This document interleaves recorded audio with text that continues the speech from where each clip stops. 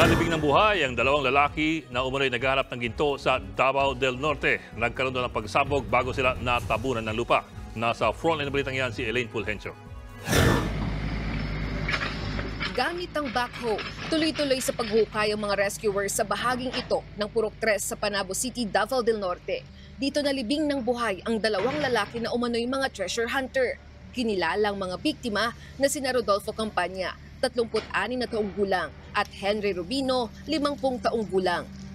Base sa investigasyon, March 31 nang mangyari ang trahedya. Bumaba umano sa isang tunnel ang dalawang treasure hunter nang biglang magkaroon ng pagsabog. Bumigay ang naturang tunnel na nasa 80 talampakan ng lalim. Itinawag sa mga otoridad ang nangyari na agad nagsadya sa gumuhong hukay. Posible raw na nagkaroon ng pagsabog habang naghuhukay ang dalawang biktima. Pahirapan ng rescue operation dahil sa umano'y flammable gas sa naturang hukay. They might have used hammer and nail. Gawa sila ng wall doon made of wood. There might be a friction that happened and it triggered that flammable gas.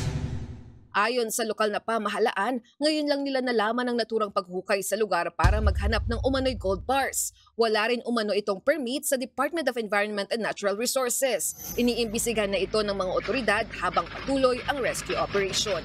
Nagbabalita mula sa frontline, Elaine Fulgencio, News 5. Mga kapatid, Ed Lingaw po, maging maalam at may pakialam sa mga napapanahong balita sa ating bansa.